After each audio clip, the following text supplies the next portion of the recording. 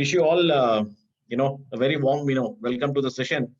And it's great to have, so many panelists, from across a wide variety of industries. So what we thought, we'd do, is basically kick it off, by, asking our co-panelists in terms of, how they've, gone about, the entire, current pandemic phase. I know, today That, I'm sorry to interrupt you, Mr. Dipu, but could you shift your laptop away from the light? There's too much light behind you and we are unable to see you clearly. Yes, Yeah. so much better. Now we can see you so much sure. better. Thank you. Yeah, okay. Yes, No worries. I'll hand it over to you. Yeah, okay. So thank you so much, Anisha, for, pointing that out. I'm glad I'm now visible. So as we were saying, good afternoon, everyone. And, essentially, since we have, a good, variety of speakers, from a range of industries, what we wanted to do was, basically, kickstart this entire conversation, by asking each of the leaders, how their firms, have harnessed, digital and AI to overcome, legacy infrastructure, because that is something which a lot of firms have grappled with. And of course, inadequate skill sets, right? So can I request, Soumya to kickstart this? Sure. Hello, everyone. So this is a very interesting topic for me. And I came from a different background, like a multiple variety of background, like being a technologist and also like working in consulting and advisory for so long time. So I definitely opportunity to work with many organizations, large and mid-size, and in this area. And I deal with mainly with the AI, how we can manage with the human and both the machine aspects with the organization. So basically, I work with the line of business in HR and human resource. So definitely one side, definitely I see like there's a lot of implications and advantage of AI using in the recruitment, personal learning, career development. So we have seen a lot of improvements going around for the workforce, the people, because employee are definitely one of the key big resource and strength for any organizations. On the other side, we have also seen like how machines and the technologies is taking care, changing the job landscape, jobs and the roles and augmentations of the work. We also have seen like due to the pandemic, this is a very important aspect because a lot of key roles are getting changed. Another one is how we can manage the workforce in terms of because supply and demand. Because we need to, most of the organizations is to reset their supply demand, like management, their skill management, or things are changing. So this is definitely a good opportunity I can see here, and but definitely is also a big struggle because no one is prepared for this. So definitely is a good start for all of us, most of the organizations, and I'm happy to part of with many and deal with those. Thank you so much, Soumya. Dipayan, can I request you to share your thoughts, please? Sure. Thanks, Dipu, and thanks for inviting me for this panel discussion. So, I'm often asked what is the main challenge we have on AI, and a lot of panel discussions, especially when I'm talking to folks from what I'm going to call the legacy industry, right? The industries which came of age before the internet was widely prevalent as a means of communication. They have a lot of challenges. I think a lot of the questions that were asked, how do you overcome legacy systems? How do you overcome skill shortages? And when I hear that, I consider myself very, very lucky because I work for Myntra. Myntra is an e-commerce company, and basically we were digital from the start. We are what you would call a digitally native company, I guess, right? So the company itself started in the digital era. It was founded by people who are very technically oriented. So for us, the problem, so as compared to, let's say, industries in manufacturing, B2B, retail, etc., a lot of the problem was change management, was on the demand side. How do I convince folks that digital transformation, AI, analytics is fundamentally better than the processes that you have been running your company successfully for the last 50 years, right? We didn't have that problem. Our problem actually is on the supply side. Our problem is on the supply side because everybody, if you're running an internet first company, you will realize that on a daily basis, in terms of traffic, visibility, order fulfillment, etc., you're taking millions of micro decisions.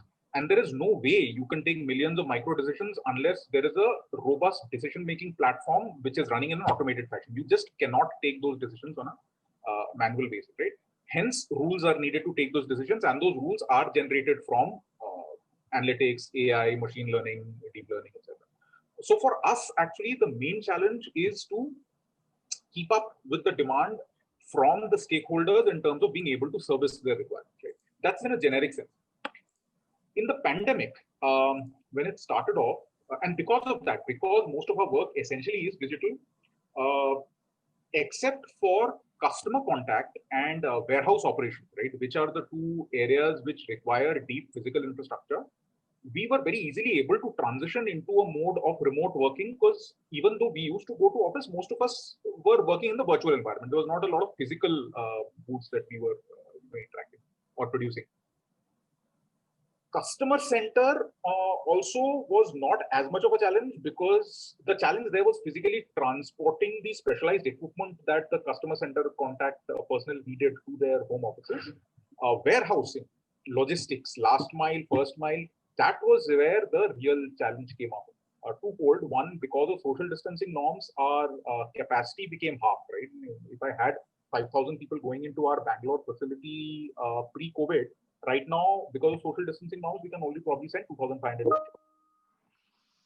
So we had to do that. And there were, as we go along, I guess I can touch upon the various AI, like automated packing systems, automated the line management systems that we put in place to tackle most of the issues that came up on the warehouse. Over to you, Dipu. Yeah, thank you, Dipayan.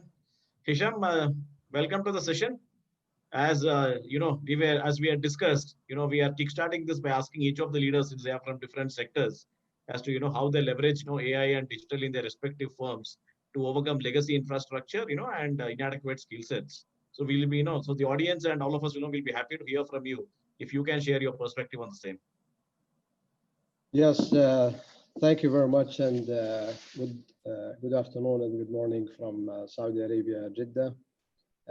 Very pleasant to join the session. Very interesting session at the very difficult times today with the pandemic of coronavirus spreading everywhere, having first and second waves, and people trying their best to really manage through this crisis. From enterprise level and digital transformation in the last couple of months since the onset of this COVID-19, we have been working very extensively on supporting, first of all, our associates, employees' health and safety. This was one of the top priority we have been working on, and definitely supporting our customers, ensuring at difficult times of either curfew or lockdowns, how could we allow them to get the best services from our enterprises? So it's really have been challenging for us. We worked on many different solutions in the digital transformation. We had two good cases in robotic process automation that supported us internally during this COVID-19. Importantly, we were also supporting our associate safety by conducting almost 3,000 daily health survey to ensure how much we could really get them the best of the support in terms of either being exposed to any COVID-19 patient, how to manage through the stressful situation, what are the fast deliverables in terms of systematic that we are supporting them, from incident management to responding very fast to them day by day. So it really was an opportunity for us to expedite the digital transformation efforts extremely at the level that the teams are working almost 7 days a week. This is how far we're trying to really support our associates. Customer, of course, its efforts to make sure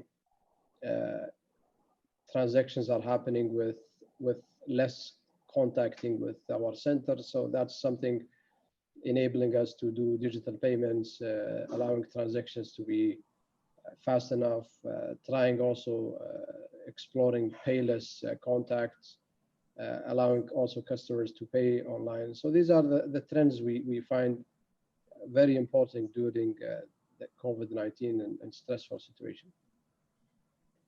Thank you. Yeah. Thank you, Hesham. And, just to share from, our perspective, you see, we were always, digitally invested. So when the pandemic hit us, and like somebody put it colorfully, it was an unplanned, global UAT. Our digital assets, came to the fore, from the perspective of both AI, as well as skills that we had. We trained our folks, and we were able to immediately, move our customers from the contact center to our digital assets. We have an AI-driven chatbot. We have WhatsApp. We have a mobile app, and we have trained our folks on this. So overnight, 80% of our traffic, moved to this, and even today, it continues to be the case. So that's how we have managed. The good thing is our digital assets, we're right up there because we see proof in the dip in complaints. Our grievance ratio came down by 90%. So, it basically shows that, that the digital assets were very able to, cater to, customers' requirements. And what we also did was, since India is a multilingual country, we ensured that English was not the only option, in which digital assets were available. Our chatbot was available in languages, other than English, and even our mobile app. We came out of the mobile app exclusively, in Indian languages, for our crop insurance customers. So I think, our investments in AI, really helped, and we were able to ensure that the servicing was seamless and smooth. Now we'll move into the second set of questions, and what we now want to do is since we have basically understood how various firms have deployed AI and digital tools during the pandemic. As we emerge from the pandemic and move into the unlock period, right? As we get into the new normal, because we all know that January and February 2020 are not going to come back, right? In whichever whatever be the lens with which we look at this period. So what are the plans to sustain this? Keeping in mind, processes, right? Because you might have, for example, redefined workspaces, right? Everybody's speaking about work from home, and also benefits, right? Everybody's looking at benefits in the form of automated production, productivity improvement, etc., right? And leading from this, right? How will firms, derive ROI as a return on investment in the long term? So again, Soumya, we'll start with you, and then go to Dipayan, and then go to Hesham. So as we are continuing discussing with our part, I think two major part here I will talk. Like again, focusing again on the workforce, because I think this is something all organizations are facing challenge, the supply and demand of the workforce. I think most of the organizations, the hiring has been freeze, because I don't think like many organizations are really tackled with their hiring efforts because of also the challenges facing in the pandemic. So we have also seen like a lot of workforce are getting like fired, or the organizations are getting rid of their resources and trying to manage their cost, right? This is very common when we have deal with the crisis.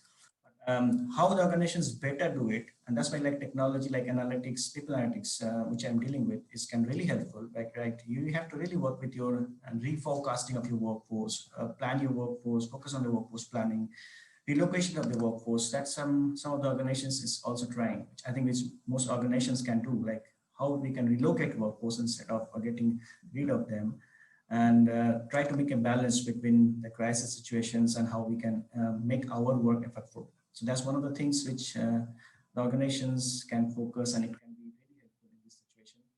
Another part, I think, when you talk about remote work and everything doing virtually, like even how the consulting, a lot of business are dealing with the virtual thing. This is definitely a big questions on the productivity and the collaboration of the people, right? Because we all dealing with that. There's always a question on that, like people working from home. So this is, again, not deal with the technology, but this is also deal with the humanity, because everyone is facing challenge, right? Everyone is deal with this crisis situation. People are working from home, but we have also seen the number of meetings and numbers of hours spent in this situation for most of the employees across organizations has risen up too much. Especially I'm based in Europe. We have really here, if I say like the working time and the work-life balance is much better, like in control, because we have some standards, we have some regulations here. But we have seen after the pandemic it has been rising overall. Like I can see for myself and my colleagues, right? We are spending like hours. We don't know control over that. This is also creating a situation of the employees' well-being. And we have seen like the organizations are facing challenge like the stress being developed by the on the employee, because they are isolated in their common environment. They are not meeting people. They are not going to teams. Everything done virtually. So this type of voices are raising up, and organizations are taking care. So if I see like a lot of organizations in terms of their HR, when the HR departments are really focused on, these are one of the major things which are now focusing apart from the other thing.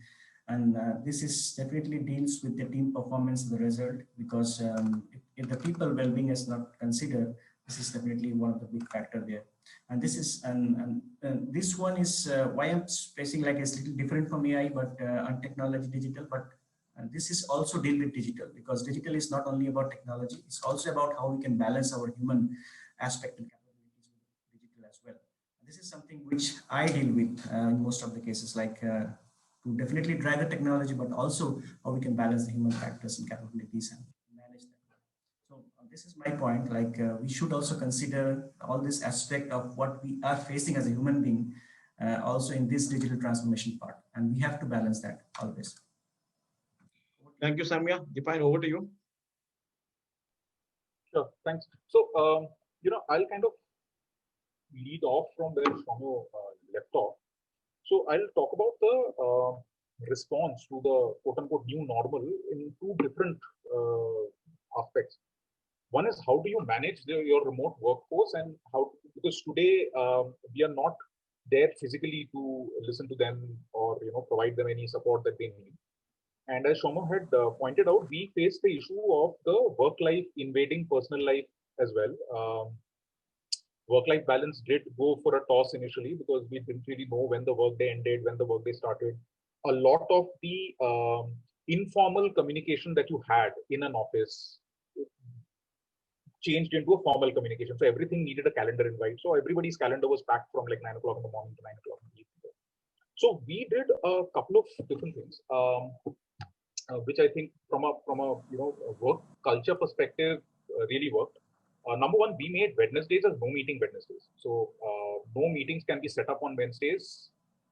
Employees are encouraged to use one day in the week for deep work. We also specified during the other days, no meetings before 10 o'clock or after 7 o'clock, no meetings after 5 o'clock. So set those limits as a company, give empowerment to your employees to say that, no, this time is not for meeting, this time is for either my personal work or for deep work, right? That's number one. Second, the number of leadership contacts just rose exponentially. Earlier, if you would have a town hall once in a quarter, the leadership started doing town halls once every month to increase 3x. I, as a functional leader, started doing town halls once a month, my own function town halls. I ensured that there are calendarized meetings every week with each of my sub teams, where we were encouraged to keep our cameras on and have face-to-face discussions. We scheduled on the calendar meetings where we would not discuss work, but we would have engagement activities. So that was to keep the whole culture of engagement going, right? The company also has invested heavily. We have recognized that this might be a serious mental health issue. So there is a counselor available for all our employees. We have provided them support to buy ergonomic workstation items at home, so that they are able to work in equally ergonomic environments. Otherwise, most of our guys are sitting on the bed, sitting on a beanbag and working. So there was a huge investment from the HR and the talent management side to ensure that as much as possible, people's work from home experience is optimal. So that's one side. The second part of the new normal, as I was talking about, right, our biggest on the ground operations are logistics, right? So there we had to take severe, very, very serious, precautions around health and safety. We did a lot of checks, a lot of surprise audits on all our last mile, all our first mile, ensured all our employees were given sufficient personal protective equipment, ensured contactless delivery options. As you know, all of the e-commerce players have disabled cash on delivery because that is not safe from a health perspective. On the warehouse side, invested heavily in automation of QC, whereas earlier packets would be opened physically. We now shifted heavily onto technology where we could use length, breadth, height of a packet, weight of a packet, and if required, X-ray imaging to figure out that the packet contained the material that was ordered, and we did not need to invest as heavily into manual QC as before. Most of the packaging lines across our all our warehouses for the outbound have been almost 80-90% automated. So this because see, as I said, we did not have the capacity to get 100% capacity, right? Because of social distancing norms, if I was able to get 100 people in earlier, now we can only get 50 people in. So now we have to figure out how, without impacting throughput, without impacting customer service in terms of speed, we can still manage with lower resources. Are we there yet? No. The journey has started with packaging. Journey has started with QC. There is still very manual warehouse functions like loading, unloading, bagging, etc., which is still being done manually. There are a lot. So the thing about being in India at this point in time is it's immensely satisfying to see the agility of the startup ecosystem, right? The moment the pandemic hit, within 2 weeks, within 3 weeks, there was a bunch of people who had pivoted their IoT solutions around, had digital thermometers installed in iris scanners. So we could do temperature checks without manual intervention. There were people who had like temperature scanners created so that cold storage could be monitored remotely. The Indian startup ecosystem around Bangalore has really pivoted a lot to providing remote working capabilities, and we've been doing POC after POC with a lot of these guys.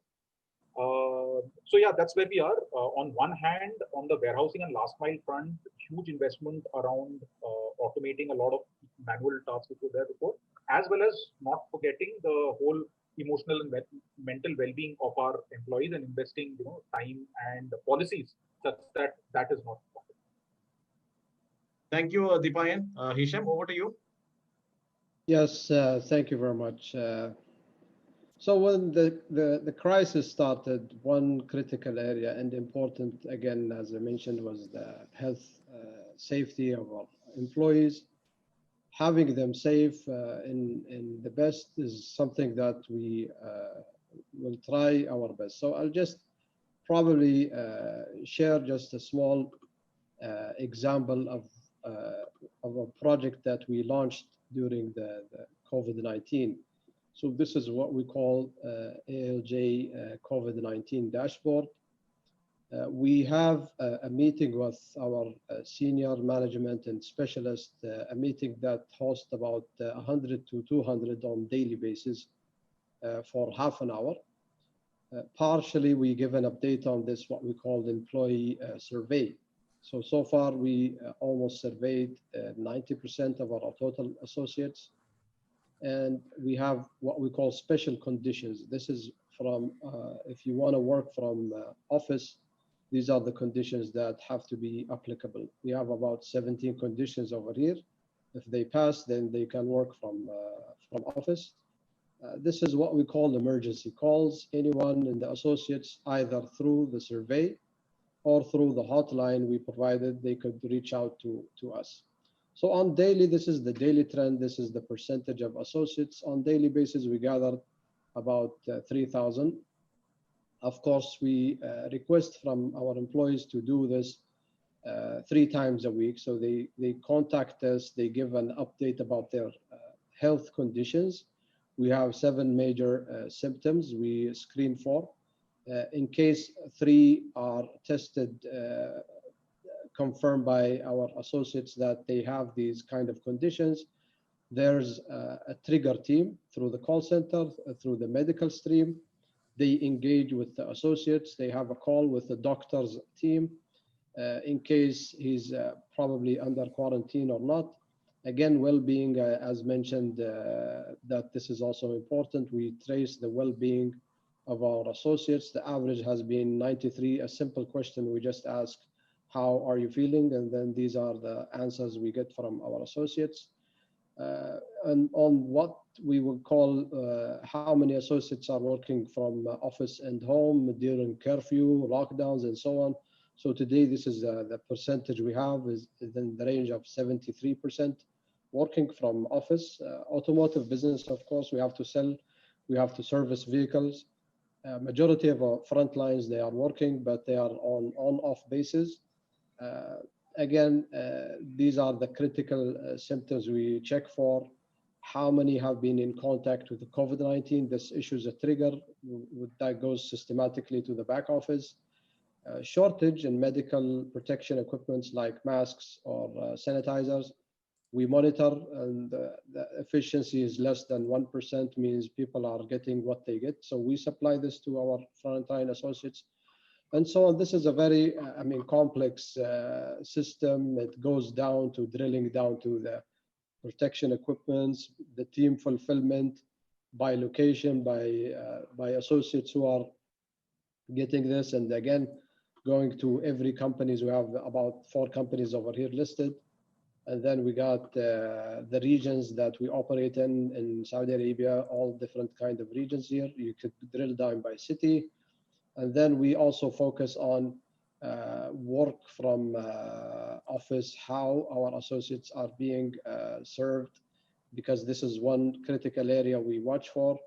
In case anyone exposed to a COVID-19, we support him. We provide the medical team. In case he has to go to the hospital, emergency, we facilitate this as well. So, this is what relates to importance. Taking care of our employees will take care of our business. This is one critical area. Aside from this, we mentioned some areas of AI and robotic process automation. These projects started probably early 2020. We launched them successfully. They look into electric bills, and they gather them systematically. They do OCR, the RPA takes and inputs all these numbers in the system. And we done this project, one of the projects, and the efficiency and saving was about $160,000 annually. So this is one RPA. We have another RPA for HR that facilitates organization change and transfer and management. Also, this gave us an efficiency of saving about a time to do this on RPA is less than 1 day. If it's done on manually or by human, it takes us on average maybe 3 days to 1 week to complete. Due to the success in the RPAs also, we are looking now to scale the project, identify probably in the range of maybe 10 processes, targeting for AI and robotic process automation. At the challenge we have today, we find stress is very critical. People are burnout is very evident with many of the team members. So we still have to watch for the load of technology coming to the team, and how can we serve business at the best.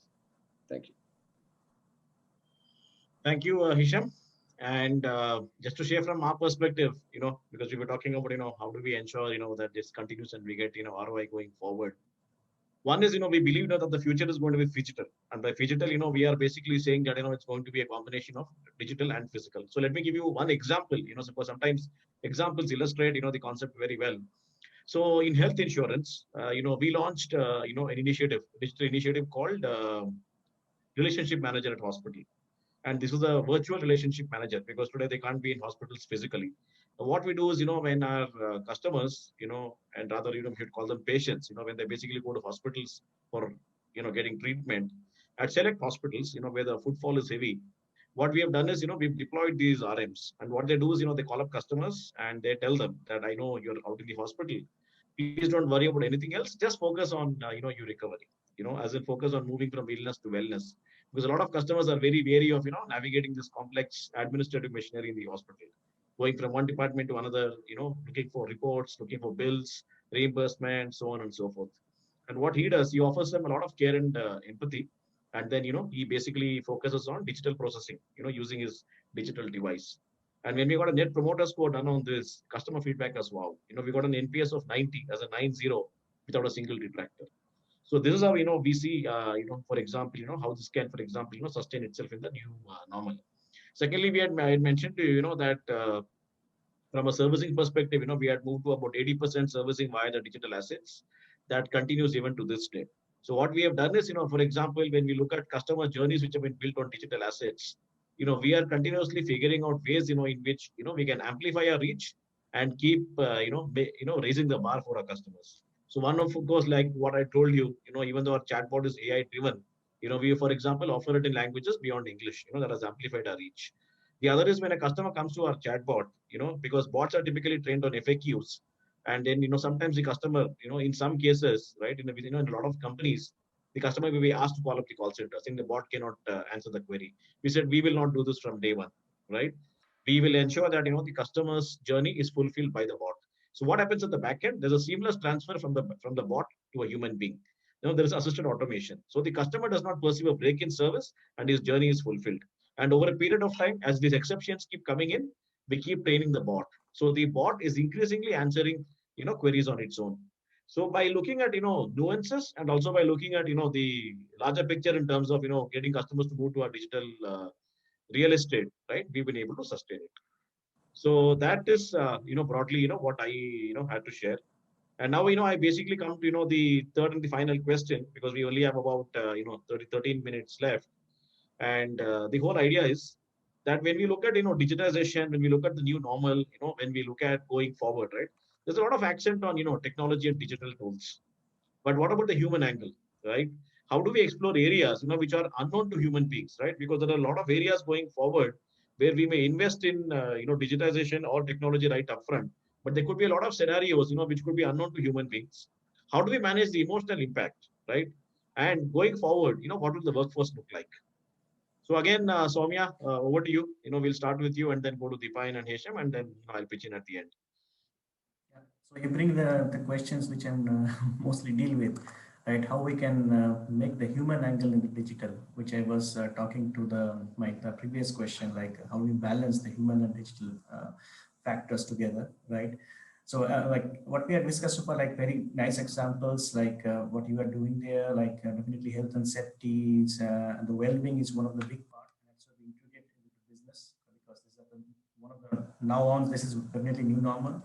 But if we see from the human angle, like how we do with the digital and balancing that part, like I think humans are need to find their way ahead to find into the journey of their qualities and capabilities, what they are not able to do it in their regular jobs, because most of our regular jobs are very repetitive and in very systematic and process wise, right? So think about like empathy, judgment, creativity, then leadership skills, so which are definitely into the radar in most of the organizations, because these are changing, and this makes a huge impact also the enriching the human skills. And that's why like reskilling is one of the big thing which is we are discussing here, not due to the pandemic, but also to how to sustain organizations in most of the transformation, right?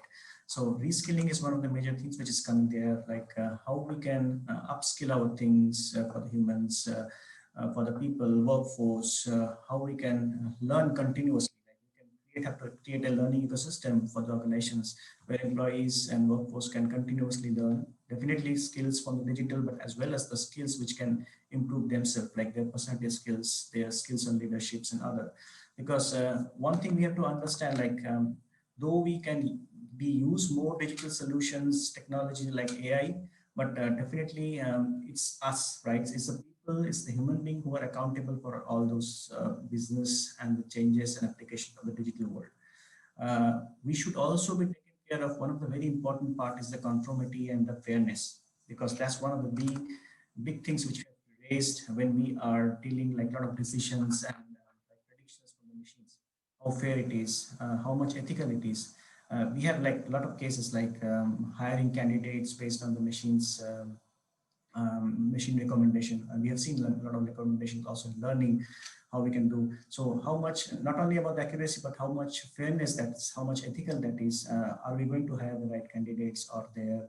Are we going to take better decisions on the workforce? So these are the something, those things are still there, although we will using definitely the use of the technology to help the business out, but also we should be able to explain, like the people should be able to explain why, what's going under it, because machines don't have those emotional part, and those are the strength for us, right? And we have to use that part. And also like building relationships is one of the things, because especially when we are working remote, as I mentioned, I bring that topic, collaboration. productivity is definitely now linked to the collaboration, how we can collaborate more, how we can build relationships. So still virtual, maybe in future it will be a little bit better for sure. But these are some factors which definitely links to the business result, right? And this is something we human have to re-evaluate, right? And think about how we can make it in the right direction. So these are my points. I think these are very important and going forward. Thank you, Soumya. Over to you, Dipayan. So while everybody has been talking about all the challenges, to the question that Dipu posed about what is the workforce of tomorrow going to look like, I would actually like to bring in one of the positive aspects. Right? One is like human beings generally are a resilient species, so we've kind of managed to this sort of new normal. And one of the good things about this whole acceptance of the fact that remote working works, and remote working, earlier there was a lot of skepticism on whether distributed teams, working remotely, not sitting with each other could even work, right? To the extent that people wanted, even would say that folks need to work on the same floor if they need to work together. So if I had an analytics team that used to work with supply chain guys used to say that supply chain analytics team needs to sit in the same floor that supply chain team sits in. Without that, coordination is not possible. That is where the mentality was 8 months back. Right now, it is that everybody is working from individual workstations, not meeting each other. And I, as a team lead, I actually have people sitting in Jammu, I have people sitting in Kanyakumari, I have people sitting in Surat in Gujarat, and I have people sitting in Shillong in Meghalaya, in Bhopal, in Lucknow, etc. Right? What does this mean? Number one, for us as a society now, a small town guy does not necessarily need to relocate to a large city, leave the comforts of his family, live a hard life as a single person in the city, as a migrant. They can continue working from their hometown if they wish, right? This, to a large extent, this will hopefully start going away, number one. Number two, because I was talking to a few retailers, right, who have opened up a few shops in tier 2 cities, and they were saying a lot of this reverse migration, which has happened from a town like Bangalore to a smaller town like Hassan, it has resulted in the local retail economy going up a little because they have taken their tastes and preferences back there. What this will also realize is that today, if there is a person that cannot relocate from, let's say, city A to city B, and my job, the job role that I'm offering historically was in city B, I would lose a talented person because of geographical restrictions. I don't have that situation now. I can hire somebody sitting out of Bombay. That person does not need to get their kid out of school. That person, if their husband works in one city, the wife works in another city, they don't need to compromise on their life. So there are quite a few advantages of remote working. Pretty soon, if you are sitting in very, very expensive cities like Bangalore and Bombay, companies will be able to take the advantage of the fact that if I have a 5,000 workforce, I don't necessarily need to have a 5,000-seater office facility. There will be a lot of savings which can be plowed back into other employee measures. And this is working seamlessly today to a large extent, right? Especially, as I said, in cases like ours, where 90% of our work is digital, we are thankful to be there. So in terms of the workforce of the future, I see the workforce of the future, the diversity will increase a lot. It will be possible for, let's say, women with small children to be much more participative in the labor force as compared to what they are now. It will be possible from people from smaller geographies to be much more participative in the economy than they are now. In other, online learning is taking a leap. So you kind of democratizing knowledge as well, you're kind of democratizing working as well.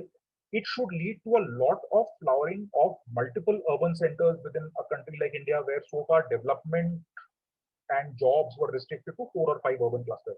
So within all the doom and gloom, I really think the whole concept of remote working has a lot of positive side effects as well.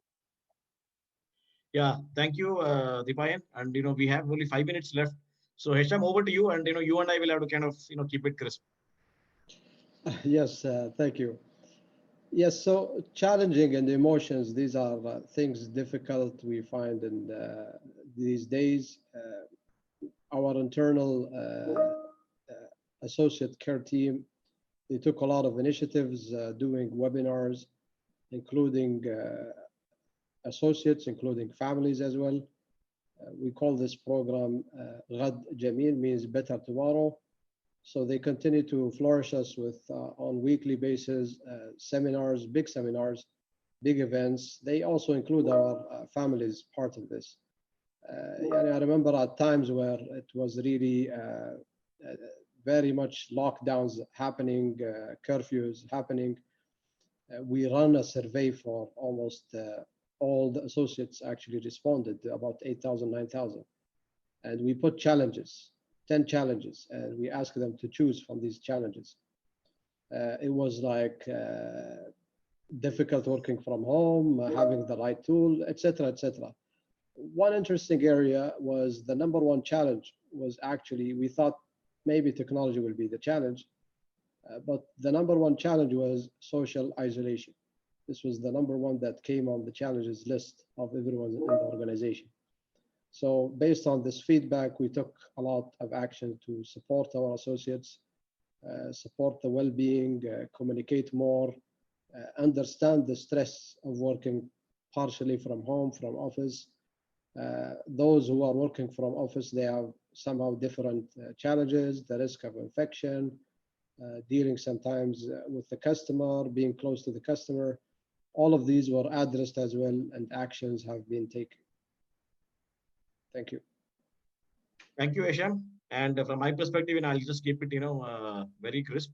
The future is, definitely going to be a combination of, man and machine. Like we said, we'll keep automating processes, but I think when it comes to core human skills like care and empathy, we will have to, go with human beings. So I'll just keep it crisp because we just have 2 minutes, and I believe we have 2 questions. So Pooja, over to you. If you can just share the questions. Yes, Mr. Dipu, thank you so much for conducting such a wonderful discussion. So we have a few questions. They're not, directed towards a specific speaker. So Mr. Dipu, I'd request you to decide who should take up this question. Now, one question is coming up is that how is the government perceiving the automation area? And I think this is with regards to labor and, the labor situation in our country. Okay. So Dipayan, you want to take that quickly? So yeah, great question. And actually, I don't, and I think, I don't handle corporate affairs directly, but whatever I'm saying is potentially secondhand, right? But from whatever I've heard, the government is very, very understanding. They understand the fact that, we have to do business in a very constrained environment. And at least our local government in Karnataka, as well as the governments in places where we have our warehouses. We have warehouses in Bombay, Gurgaon, and Haryana, etc. Their focus is actually more on health and safety. They understand the fact that because of business reasons, one might have to take some calls around workforce. We have not faced a lot of reactions on that, but yes, very, very strict on health and safety, a lot of audit. What we have to be very careful about is the fact that the business might get severely impacted if we are found violating health and safety protocols. So from the government, the message has always been focused first on health and safety benefits. Right. Just a very brief one, Anisha, to add to that. I think there have been reports about, the government speaking about, deploying AI in a big way. I'll just leave it at that. We can go to the next question. Right. So, the other question is about most Indians fear losing their jobs to AI and automation, and they need to be reskilled. So, what do you have to say about that? And, what Mr. Hesham said about social isolation. It seems like you're just losing the battle to the machines. And I mean, Fraser is going to even automate storytelling. Initially, we thought, the robots are going to help us collect the data and organize it, and we will make sense of it. But now the robots are even telling you stories. So what are we going to do in the future? So very quickly, ask Soumya to answer that, since he is the expert on future of work. So Soumya, quick answer before we wind up. Yes, very quick answer. So my first statement is we are not going to have a battle with machines, human beings. We are going to collaborate with machines, and that's the future. Workforce together with machines, and we have to understand here like one factor. Definitely, the roles are changing. Jobs are getting they're defining different segments of jobs are creating. Thing is, those activities, those tasks and work tasks, which is repetitive, right? So which is taking more time by the human beings, it can be done by machines easily. That makes sense because it's getting higher productivity in that case. So which also lead to like those people who are dealing with those work, which is getting now done by machines, now need to reskill themselves to those capabilities and skills, which can lead to like them to like better job in the opportunity in that way. So they have to think in a like reinvent their jobs, reinvent their roles, and this is something that's good for them and also good for the society, because that's how we can collaborate together with the machines and become higher productive in all respect. Right, and the last question is, how competitive is the automation market in India as consumer demand is increasing? Yeah, so I think I'll very quickly take that. See, it is obviously fairly competitive, because India is the software capital of the world. So we do have a range of players, from large technology players, to a host of startups. So the market is fairly competitive in the sense you have a range of offerings, across the value chain. Giving you a crisp answer because you're already ahead of time. Thank you so much, Mr. Dipu, Mr. Chakraborty, Mr. Ghamdi, Mr. Sain, for joining us today and sharing with us your experiences when it comes to automation and artificial intelligence. Let's hope we learn to coexist with the machines and our productivity also grows and we offer the best solutions to customers and everybody comes out on top. Thank you so much for joining us today. Thank you. Thank you. Thank you, everyone. And thank you, Anisha. Thank you, Pooja. Thanks to the audience as well. Thank you.